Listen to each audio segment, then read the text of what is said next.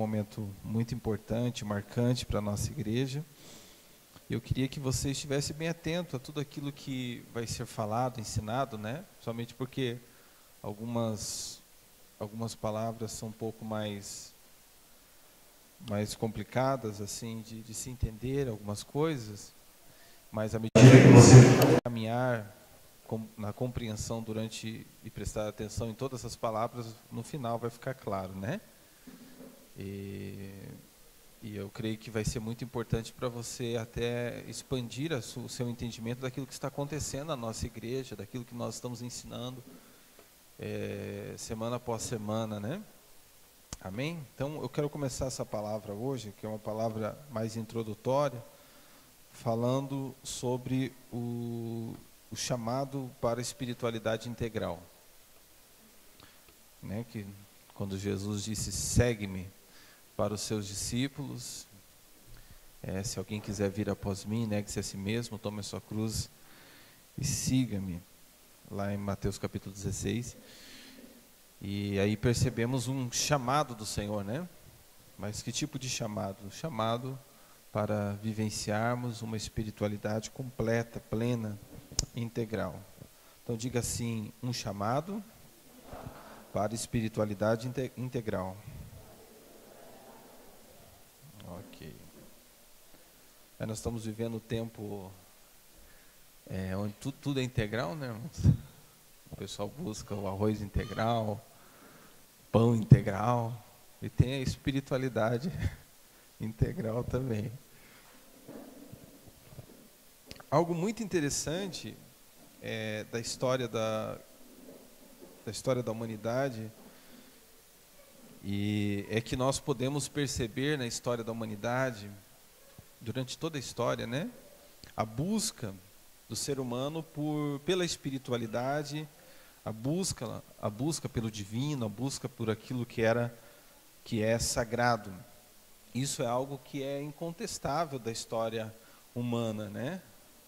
E até um argumento forte para mostrar uma evidência forte da própria existência de Deus, né? E o ser humano,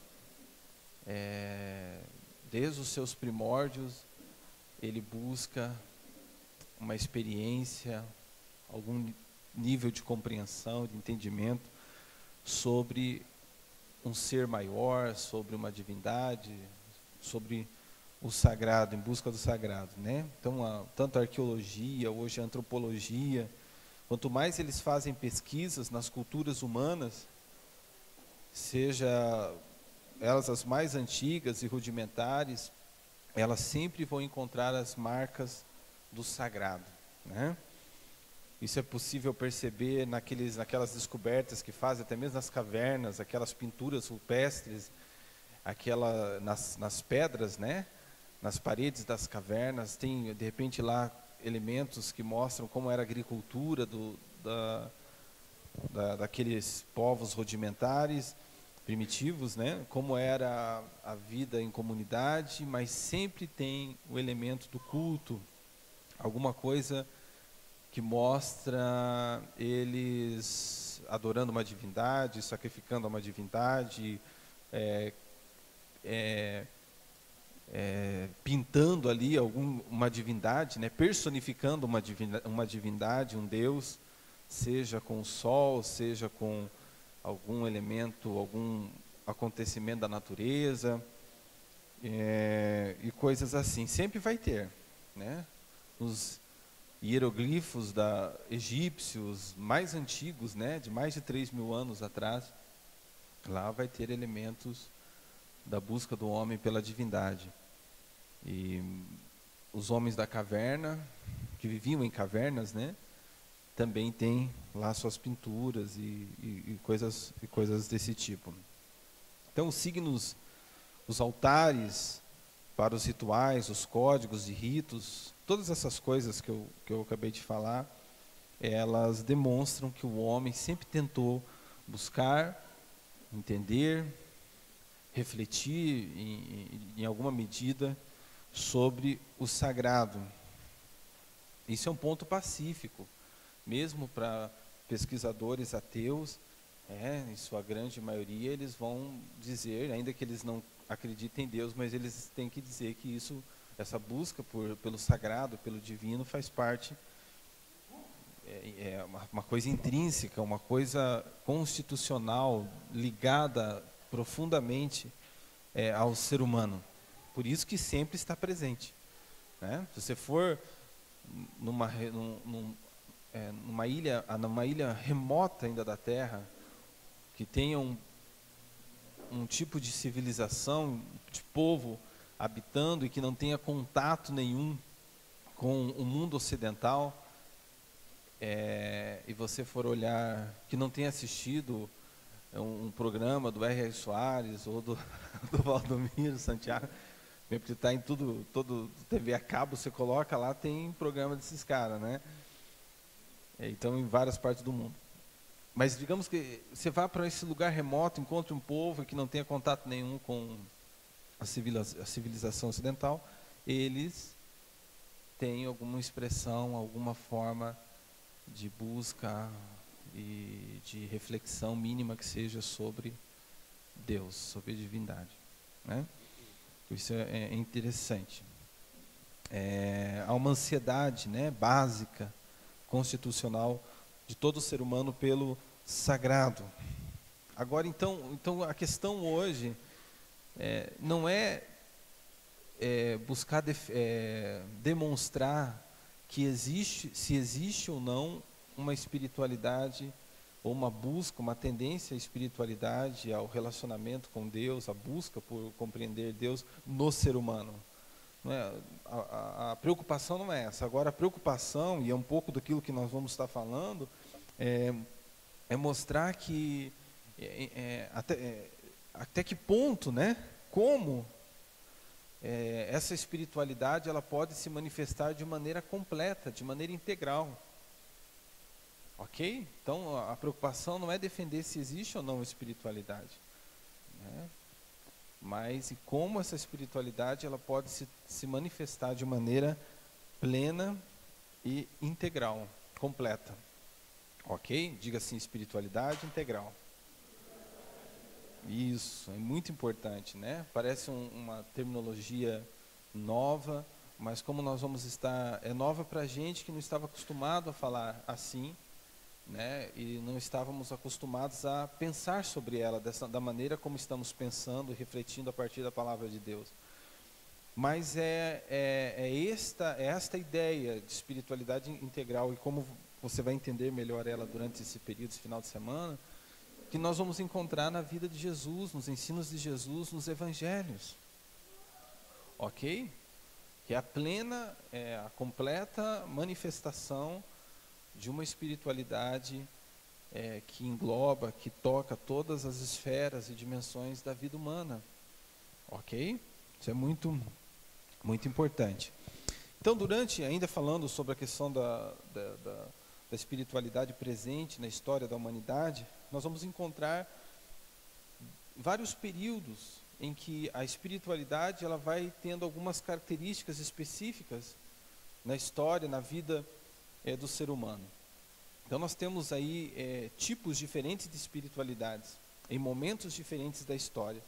Temos, por exemplo, tipo de espiritualidade chamada de intimista oriental, que é a espiritualidade, uma espiritualidade antiga, um modo de entender e buscar a Deus antigo, mais presente no mundo oriental.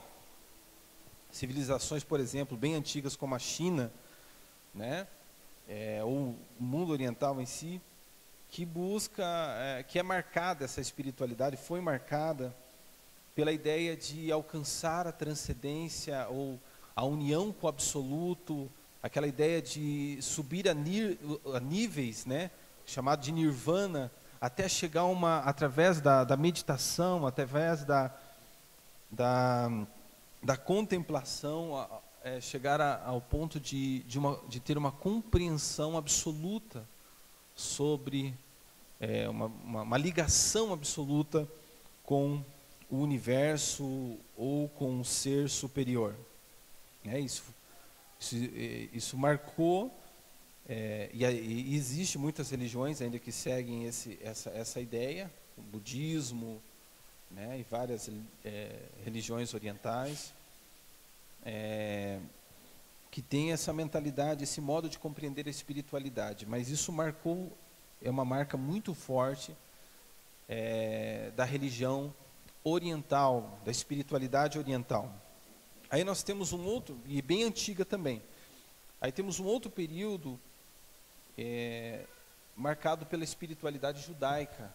E nós vemos presente no Antigo Testamento, muito ali que nós conhecemos bem como os judeus manifestavam a sua espiritualidade, e não só na Bíblia, porque não só no Antigo Testamento, mas também fora, nos documentos que falam como eram a vida dos judeus, e nos próprios documentos ou materiais de ensino religioso daquele período, né, que demonstram que a espiritualidade judaica era uma espiritualidade extremamente legalista, uma espiritualidade extremista e voltada principalmente para a questão do comportamento, fazendo com que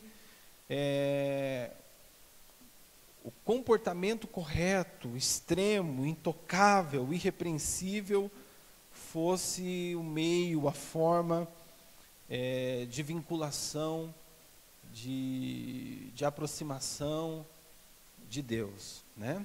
Você percebe claramente que o modo como a religião judaica expressa a sua espiritualidade pelo comportamento correto, as ações corretas, né? O seguir extremamente a lei, e através da prática daquilo que eles fazem, alcançar algum tipo de benefício e aproximação de Deus.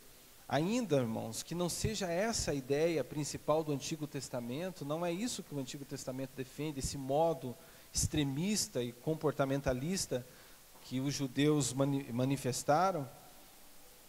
Não é esse o espírito da lei, até porque nós vemos o próprio Deus no Antigo Testamento falando que o que ele queria principalmente não era sacrifício, mas misericórdia, por exemplo, né? Misericórdia quero e não sacrifício. Mas por uma característica do próprio povo, eles acabaram transformando a sua religião nessa mentalidade, com essa ideia, né, de que se envolver com a divindade, se relacionar com ela, é ter um comportamento intocável, né? E ser extremista. Tanto é isso que nós percebemos que, além das próprias leis do Antigo Testamento, eles criaram muitas outras leis, centenas de outras leis. Eles não se conformavam apenas com aquilo que já estava posto por Moisés, mas eles criaram muitas outras subleis. Existe até um livro separado,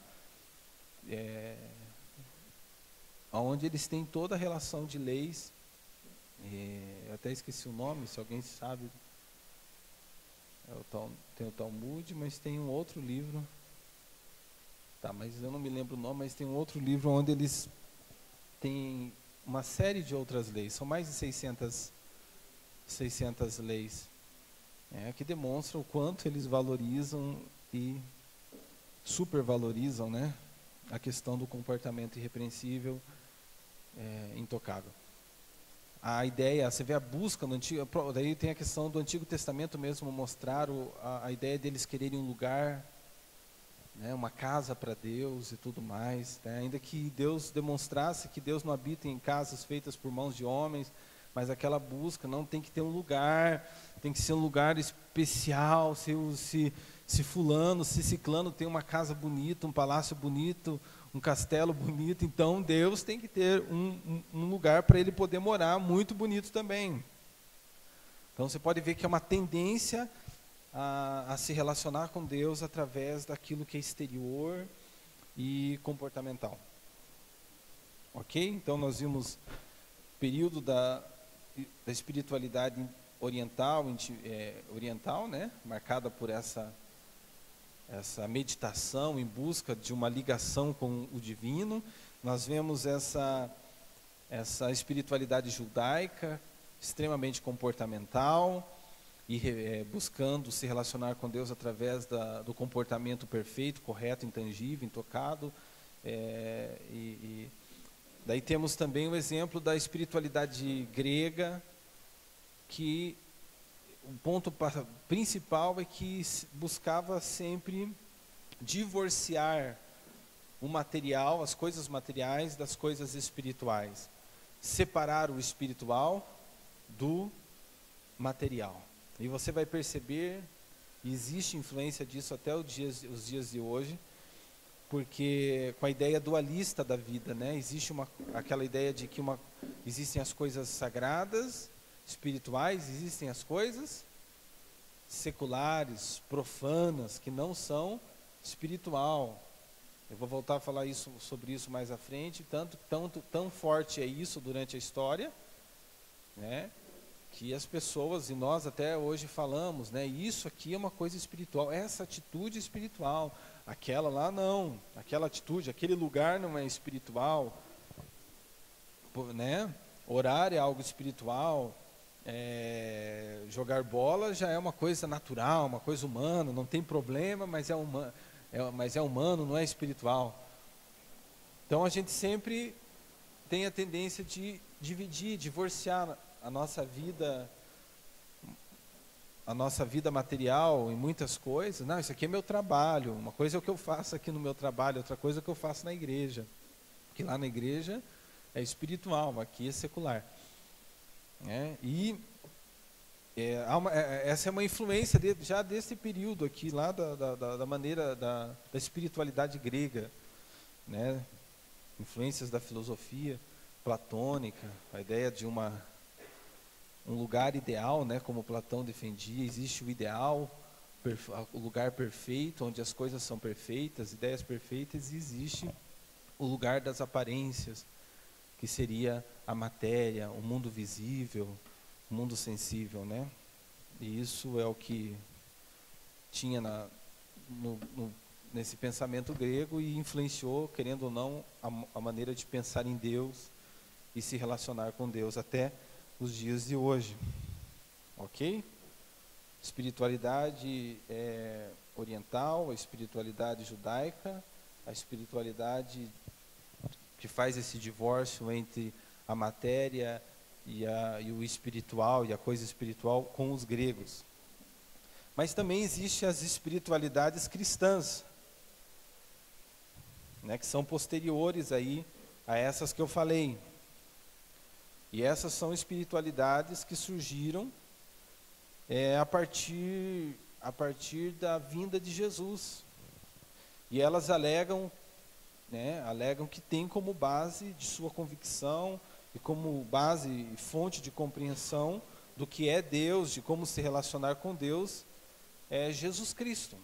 A fonte, alegam, né, as espiritualidades cristãs surgidas a partir da vinda de Jesus, que a fonte de compreensão e de relacionamento com Deus é Jesus. E aí nós temos o exemplo da espiritualidade na igreja primitiva. Se pegar lá Atos capítulo 2, você tem um relato bem específico, bem claro, de como funcionava a espiritualidade dos nossos irmãos, lá no início, né? Deixa eu abrir aqui em Atos capítulo 2, e o versículo 42 em diante, né? E perseveravam na doutrina dos apóstolos, e na comunhão, no partir do pão e nas orações. Em cada alma havia temor, e muitos prodígios e sinais eram feitos pelos apóstolos. Todos os que criam estavam unidos e tinham tudo em comum, e vendiam suas propriedades e bens e as repartiam por todos, segundo a necessidade de cada um. E perseverando unânimes todos os dias no templo, e partindo o pão em casa, comiam com alegria e singeleza de coração, louvando a Deus e caindo na graça de todo o povo. E cada dia acrescentava-lhes o Senhor os que iam sendo salvos, né? Então, Atos aí 42 ao 47, ele mostra de maneira muito específica como era a espiritualidade da igreja primitiva, né? Você percebe que era uma espiritualidade íntima. Por que era uma espiritualidade marcada por essa ideia do íntimo? Porque não se negava que o homem tinha, que o ser humano tinha dentro de si algo profundo, e nessa profundidade do seu ser, no íntimo do seu ser, ele podia se relacionar com Deus, né? Então, isso é muito forte na igreja primitiva. O homem tem um íntimo.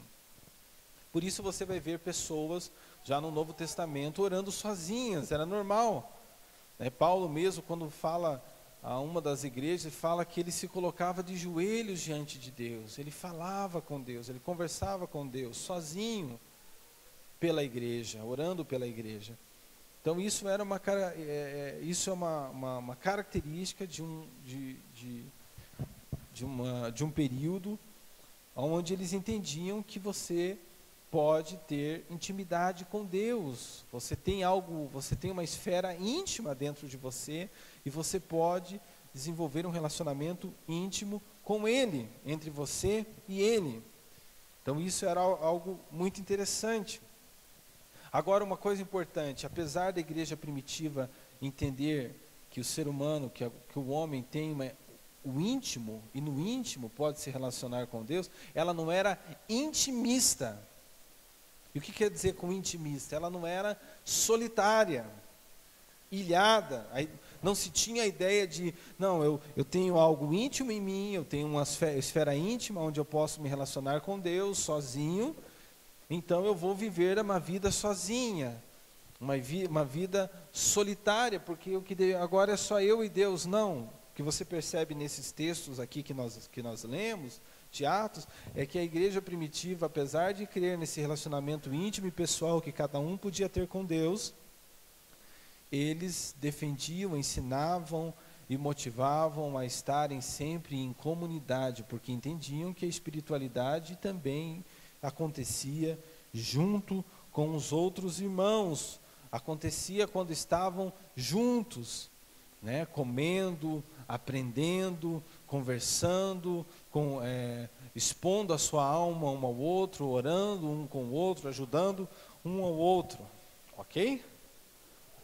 Então era íntima, espiritualidade íntima, mas não intimista. Íntima no sentido, posso me relacionar com Deus de forma pessoal. Não era intimista, porque eles valorizavam a espiritualidade junto com os irmãos também. Era uma espiritualidade carismática. E no que sentido? Sentido que eles estavam abertos aos carismas. O que é os carismas? Aos dons, né? Ao sobrenatural, à intervenção do sobrenatural no meio deles. Tanto que nós vamos ver ensinos no Novo Testamento bem específicos de Paulo, falando da diversidade dos dons, como você encontra em 1 Coríntios capítulo 12, né? Onde ele fala um pouco sobre a variedade dos dons disponíveis para a igreja e a importância também desses dons na vida da igreja e como deveria ser utilizado esses dons para o bem e a edificação da igreja.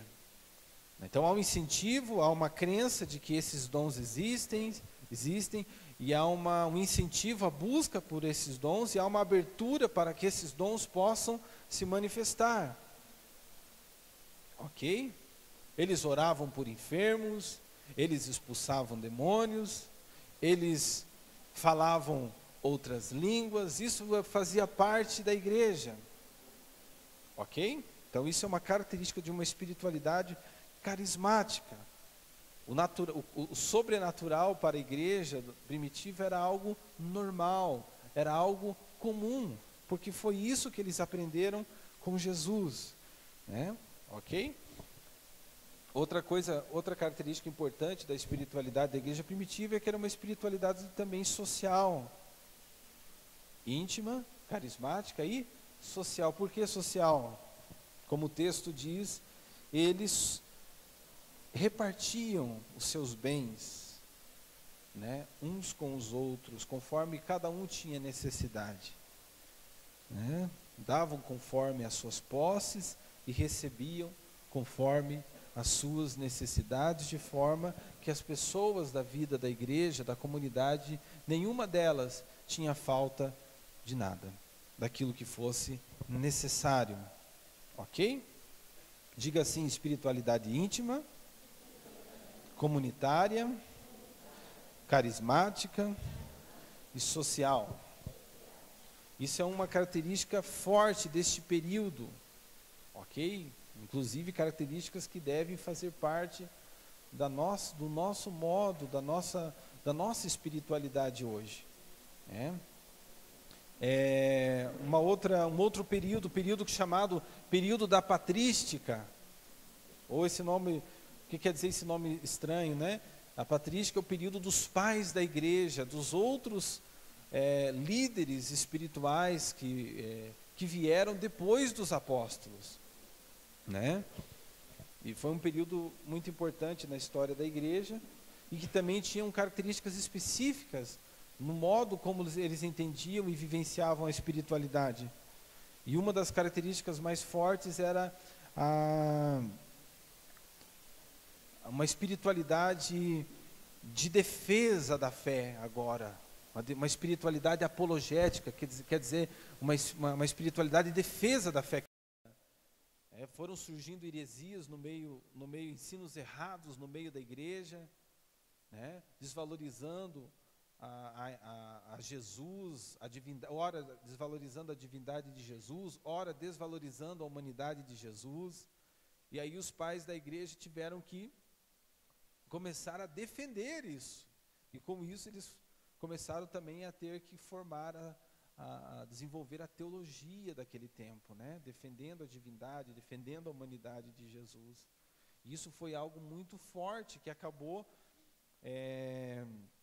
fazendo com que nesse período a espiritualidade, ora, o modo de pensar em Deus e de se relacionar com Deus ficasse muito intelectual demais, ou muito envolvida com a filosofia, né? Porque para defender a própria fé cristã, a igreja fez muito uso da própria filosofia grega, para falar sobre Deus e para defender a divindade de Jesus. Como pode, né, ali começar a existir ao mesmo tempo a divindade humana e ao mesmo tempo a natureza humana, a natureza divina de Jesus, e como isso coexistia, estava junto plenamente em Jesus, e uma série de outras questões.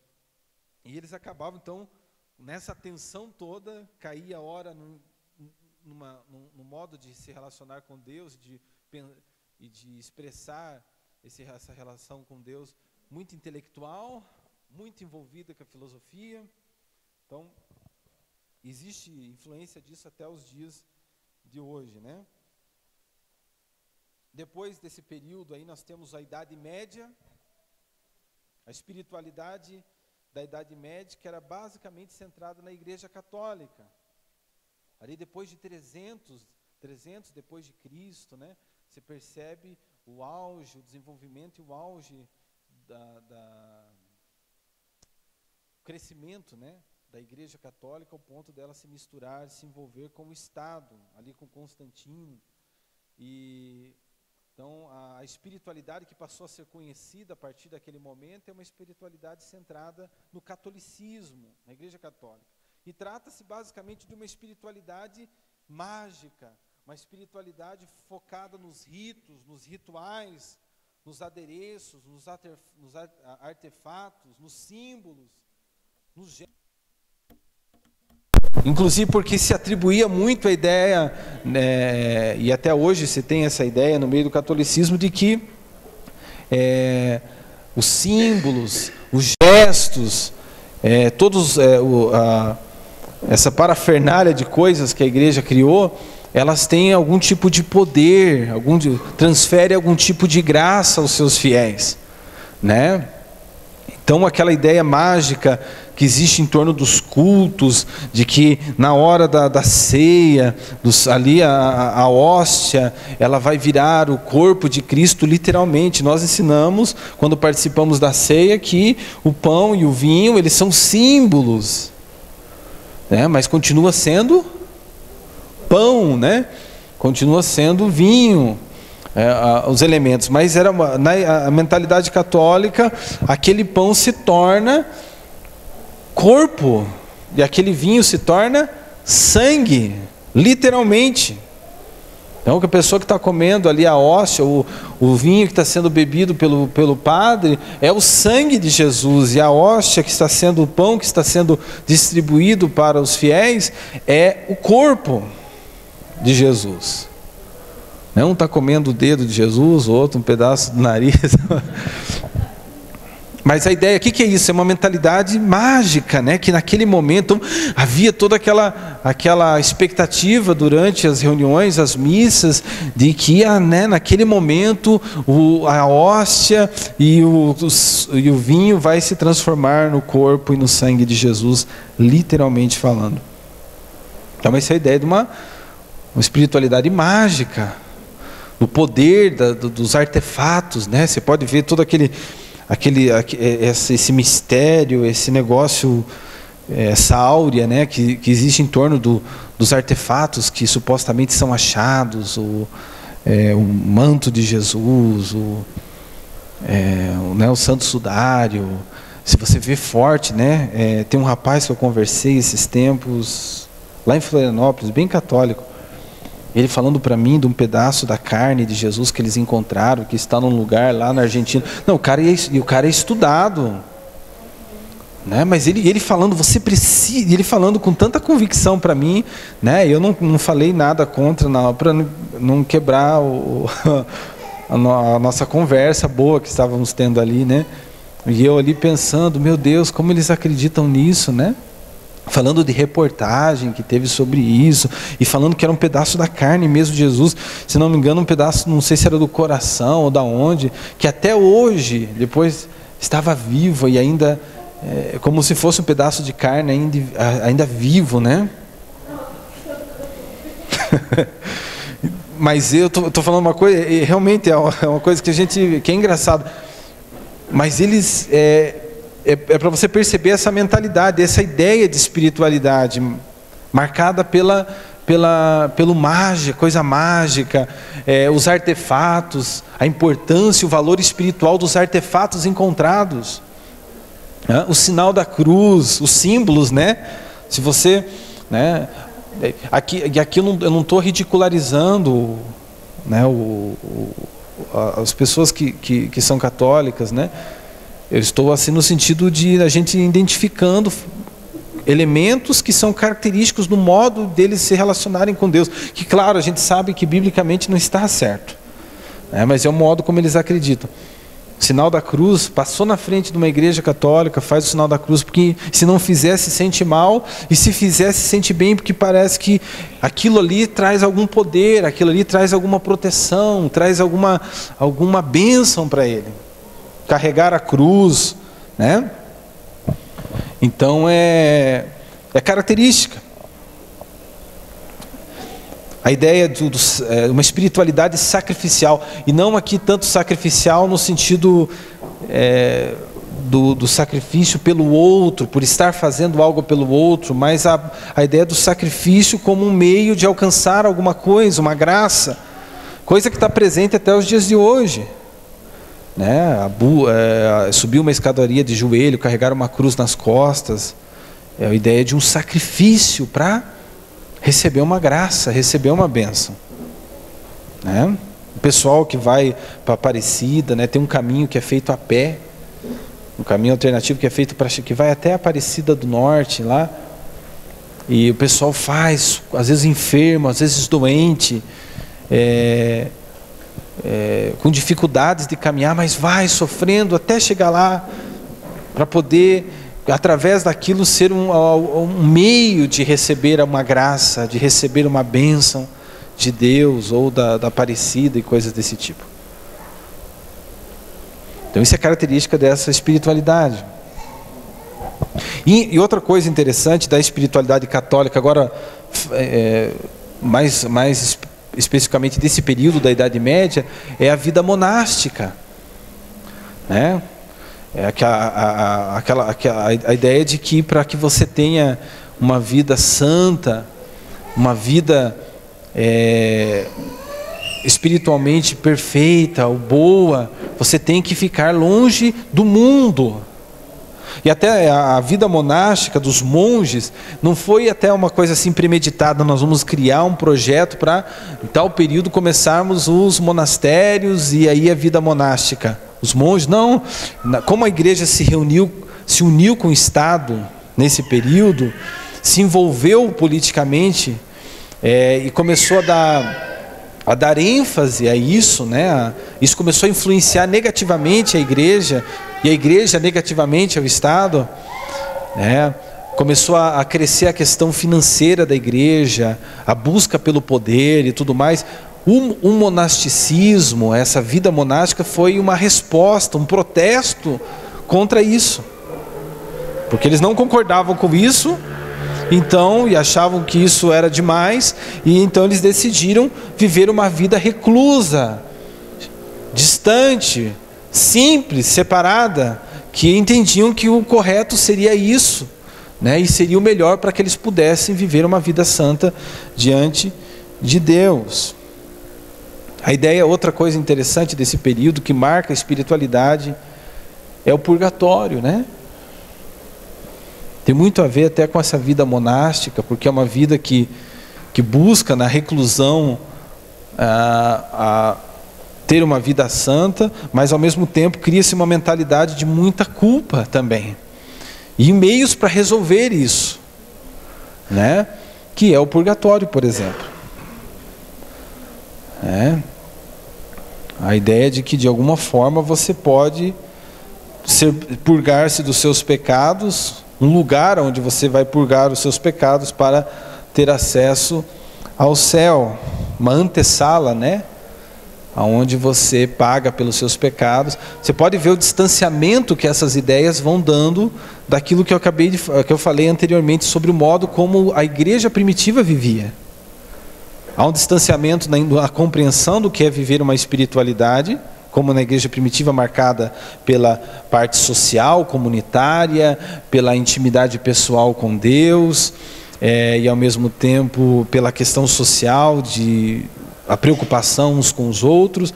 Passa agora a ser uma vida reclusa, fechada, ilhada, uma ideia de você resolver os seus problemas com Deus, os seus pecados através de penitência, seja aqui ou posteriormente num lugar chamado purgatório, num período chamado purgatório, diminuindo inclusive o valor do sacrifício de Jesus.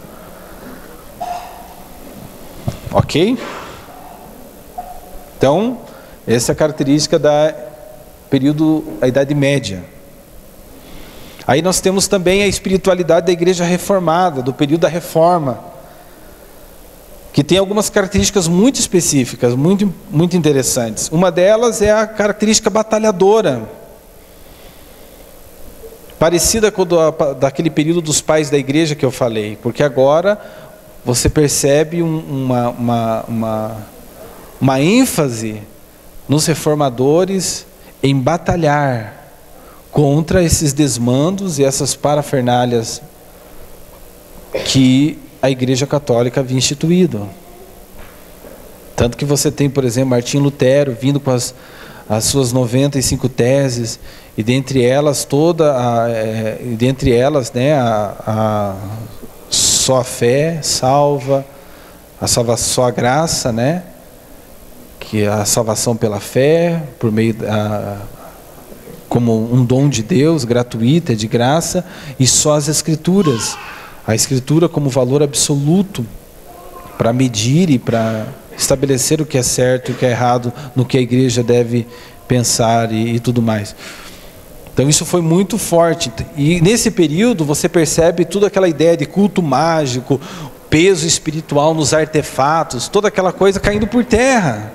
Agora, a única coisa mágica nesse período da reforma que passou a ter era a Bíblia. E o púlpito, porque nesse período uma das características fortes dessa espiritualidade reformada era a pregação, o ensino, levar os membros, as pessoas a pensarem, a refletirem a partir das Escrituras, por eles mesmos, não mais dependente como era do clero, não mais dependente, super dependente dos padres, né? Inclusive cultos que no período do período medieval e até recentemente eram ministrados em latim. Então muita gente não entendia nada que estava ouvindo, mas então não havia edificação, não havia compreensão, não havia entendimento, não era um culto racional. Já no período da Reforma não. Eles valorizavam a palavra e ensinavam os membros, os crentes, a buscarem também a compreender pessoalmente as Escrituras. Tanto que fizeram então a tradução da Bíblia lá para o alemão, né? E aí foi dando acesso a todo mundo a poder ler, a interpretar, a compreender as Escrituras. Muito forte. Outra coisa interessante desse período é a ideia, é quebrar aquela ideia que era forte no período medieval de uma vida sagrada e uma vida profana, de uma parte da vida ser sagrada e uma parte ser profana, as coisas sagradas e as coisas profanas, as coisas espirituais e as coisas seculares. Isso é muito forte, inclusive em Calvino, né? Tanto que na má compreensão dos ensinos de Calvino entende-se que começou o capitalismo, né?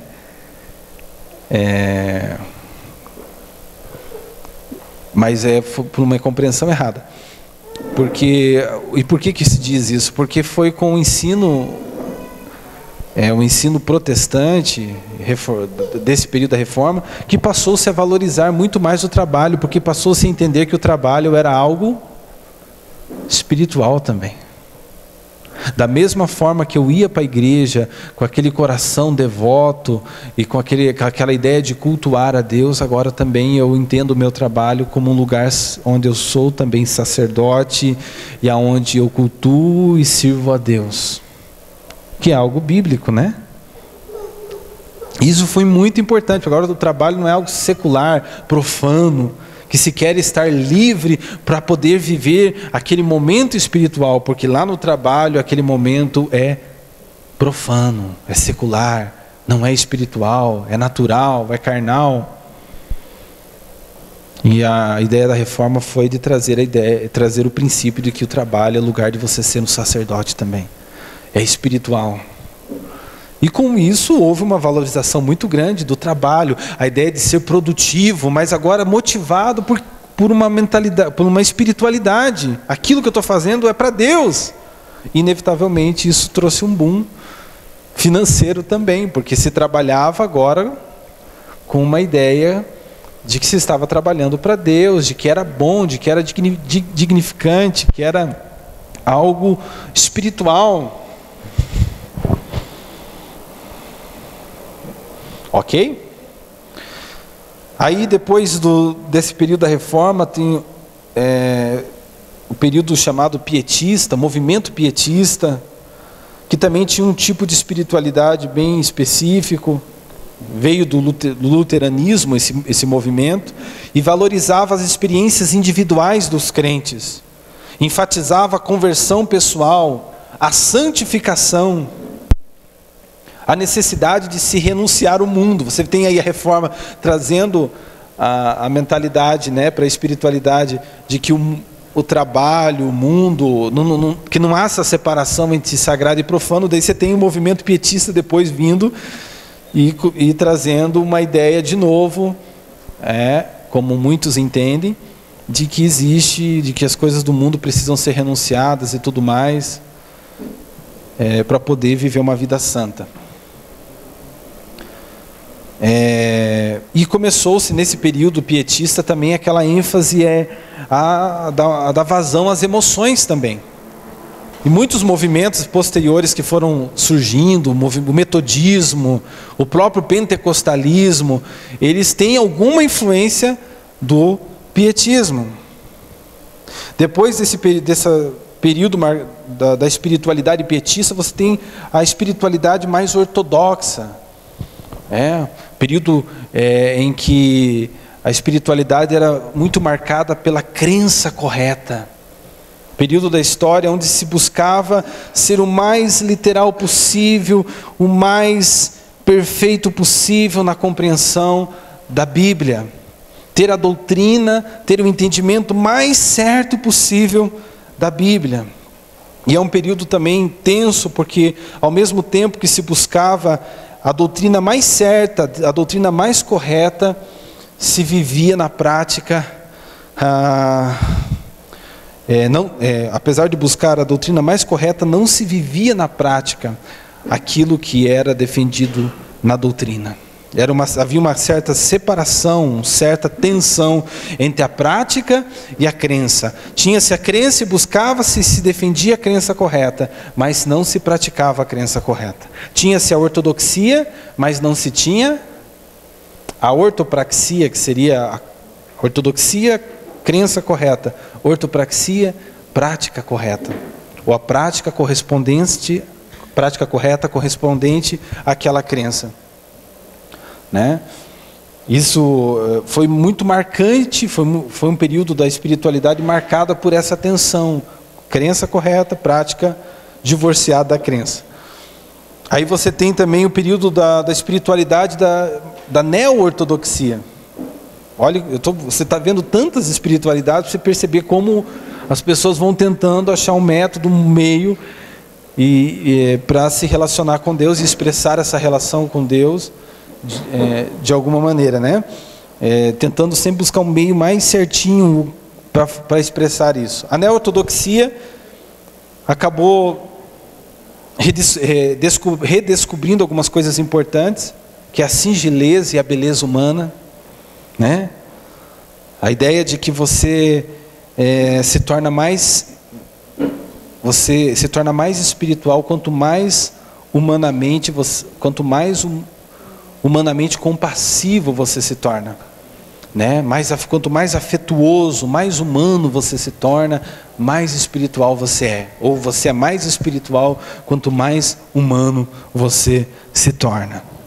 E ao mesmo tempo que isso foi muito importante, por outro lado, eles trouxeram uma desvalorização para a palavra de Deus, porque ao mesmo tempo que eles valorizavam o humano, eles começaram a colocar em descrédito alguns ensinos das Escrituras, e que foi também, e daí seguido aí esse movimento, essa espiritualidade neo-ortodoxa, surgem os liberais. A espiritualidade liberal daí já vem arrebentando tudo, colocando em descrédito boa parte do que a Bíblia diz, principalmente aquilo que está relacionado ao sobrenatural, desmilagrificando, tirando os milagres, a ideia de milagre, de sobrenatural da própria vida de Jesus, que você pega os evangelhos, boa parte da vida de Jesus é marcada por milagres. E aí eles vão tratar isso, vão tirar o peso, tirar o sobrenatural dessas passagens e tratar muitas delas como própria força e poder da mente de Jesus e não como de uma intervenção divina. Isso trouxe um prejuízo tremendo para a igreja, inclusive para igrejas históricas hoje na Europa, nos Estados Unidos, que você não tem, que estão hoje sem expressão quase que nenhuma, muitas inclusive fechando as portas, porque foi ficando tão apático a vida, a espiritualidade, que perdendo-se inclusive todo o brilho de vida que a vida e a relação com Deus ela proporciona, e que envolve aquilo que tinha na igreja primitiva, que era o sobrenatural como algo comum na vida da igreja, tão apático agora que acaba se fechando as igrejas, muitas igrejas sendo fechadas. E não é só a questão do prédio, o prédio não é o mais importante, mas é porque não tem mais membro, porque não tem mais gente na igreja. As pessoas não acreditam mais em nada. Aí já estamos terminando aqui, já estamos quase terminando, Tem outra espiritualidade que surge também, no outro extremo, né, que é outra espiritualidade carismática. Você tem todos os liberais desvalorizando o sobrenatural das Escrituras e tudo mais, e você tem aí o movimento carismático surgindo, né, que é um movimento marcado, uma espiritualidade verticalista. Por quê? Porque só pensa numa espiritualidade para cima, uma espiritualidade intimista, porque entende que o único lugar de espiritualidade é dentro, sobrenaturalista, porque acha que só é espiritual o que está além do natural, além daquilo que é tangível, além daquilo que é palpável, e é uma espiritualidade dicotômica, no sentido porque ela divide novamente material, aquilo que é material, profano, né, daquilo que é espiritual, santo. Isso aqui é muito, muito forte, tão forte que existem muitos movimentos que são marcados por isso, principalmente dentro do pentecostalismo. Por exemplo, muitas igrejas de onde muitos de nós viemos, é marcado por essas características, né? E por fim, a teologia da libertação, que não tem nada a ver com expulsar demônios, né? A ideia de teologia da libertação é um movimento que interpreta os ensinos de Jesus como meios, ideias, né, para levar as pessoas a saírem das condições injustas, as condições sociais injustas que elas vivem, né? É uma mistura aí de uma ideia mais socialista, em certa medida, com os ensinos de Jesus. Interpretando aqueles ensinos de Jesus como meio da pessoa agora se libertar das condições sociais, das condições políticas, das condições econômicas, né? Começou dentro do catolicismo e tem aquela tendência a eliminar a ideia de transcendência e incentivar a luta de classes, coisa muito forte dentro do próprio socialismo. Então essas são algumas das espiritualidades que eu queria passar para vocês perceberem como se isso se processou durante a história, né? Agora, apesar de terem surgido essas várias formas de espiritualidades durante a história, nós temos a espiritualidade integral.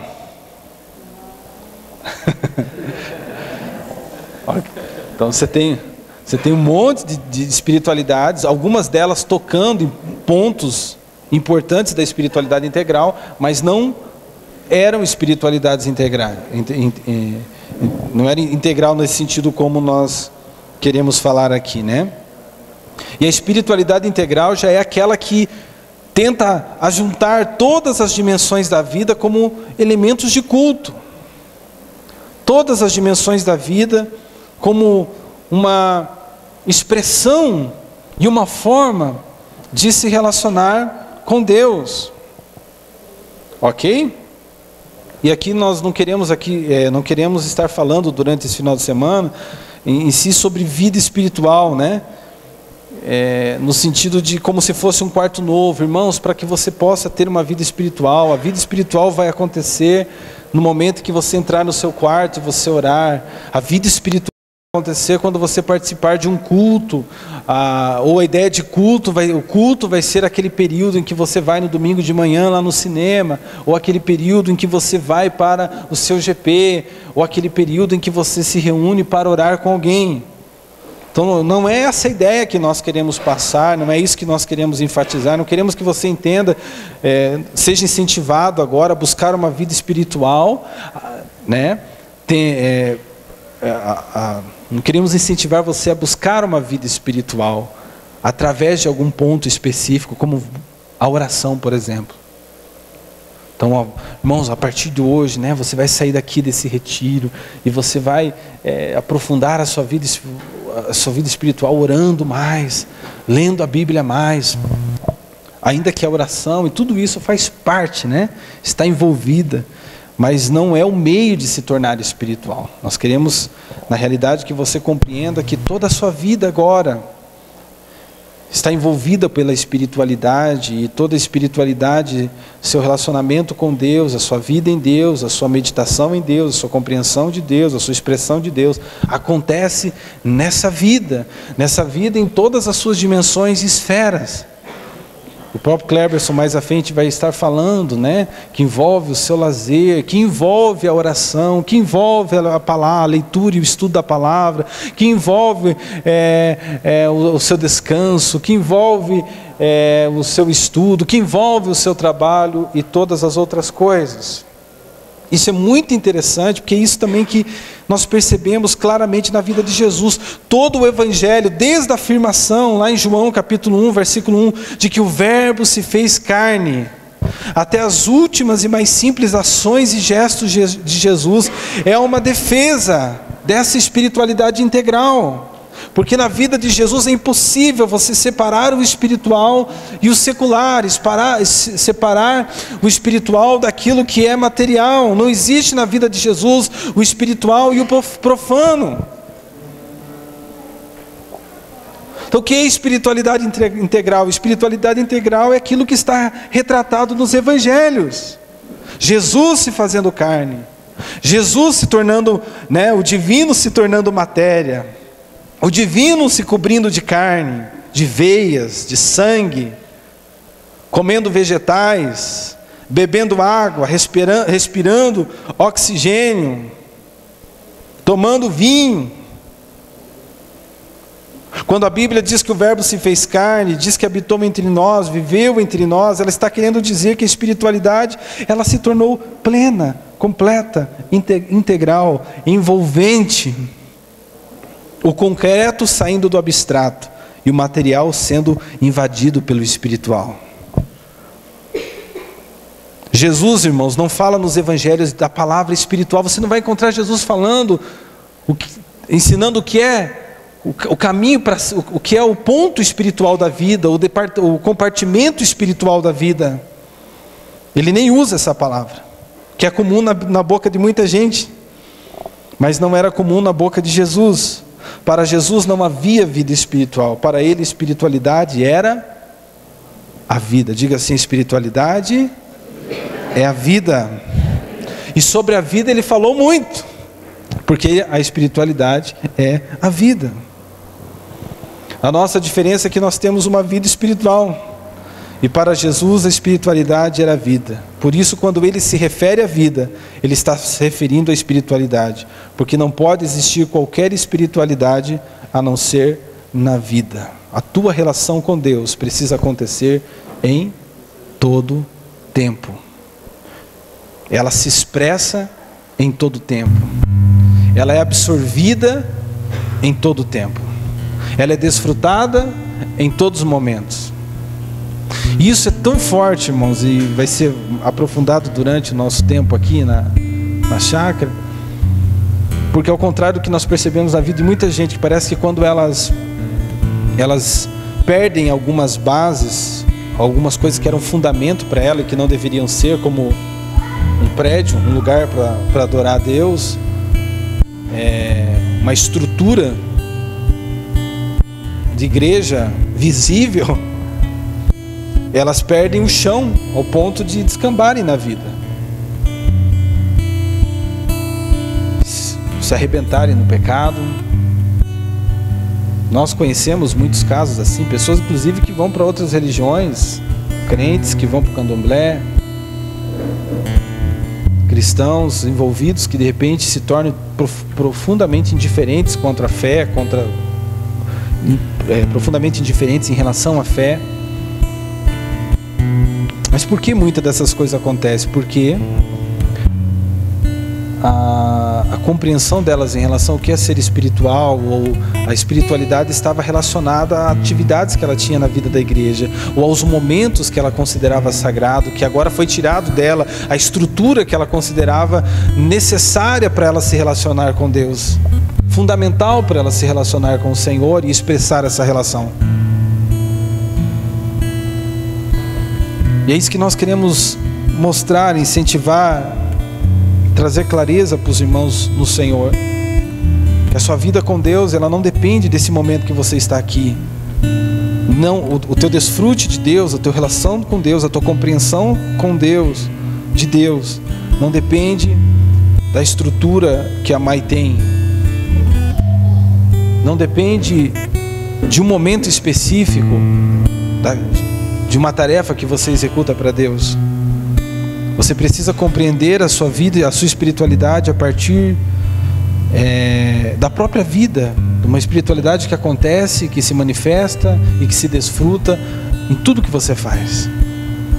Você não vai deixar de valorizar um momento como esse que você está vivenciando aqui na chácara, mas você vai entender que esse é uma das partes, é um dos momentos importantes para que algum dos princípios da minha espiritualidade possa ser valorizada, como o princípio da comunhão, estar com os meus irmãos, de aproveitar esse estar com os irmãos para crescer em maturidade, para ser um canal de bênção na vida deles e tudo mais. Mas você entende que esse não é o único momento. O teu trabalho é um momento espiritual, teu casamento é espiritual, teu jogo de futebol é espiritual, de tal maneira que, se você entender isso, você vai tratar com muito mais sabor aquele momento, vai saborear com muito mais alegria aquele momento. E não vai ser, e aquele momento também vai ser um momento para você expressar o perfume de Cristo, e não para você viver uma vida diferente daquela que você vive quando você está com os seus irmãos. Porque se você entende de maneira errada isso, quando você entrar no teu trabalho, você vai ser outra pessoa, que lá você pode roubar, você pode mentir, você pode defraudar, você pode fazer tudo, porque lá não tem nada a ver com vida espiritual. Mas entendendo que a tua espiritualidade envolve todas as áreas, lá você sabe que você lá é um lugar de expressar o seu sacerdócio, lá é um lugar de você expressar Cristo, e é um momento também de você desfrutar de Cristo, né? Amém? Queria que você ficasse de pé. E aonde? Agora, essa espiritualidade integral que você está começando a ouvir agora e vai ser aprofundada nas próximas mensagens, ela tem um início, ela tem um começo. E aonde que começa essa espiritualidade? Essa espiritualidade começou, na realidade, no momento que você recebeu Jesus na sua vida, no momento que você creu que Jesus é o Cristo, que Jesus é o teu Salvador. É nesse momento que começa a espiritualidade. A Bíblia diz, tanto em Efésios 1, capítulo 2, versículo 1 e 2, e em 1 Coríntios 2, 14, que o homem natural, ele não pode compreender as coisas de Deus, porque ela se discerne espiritualmente.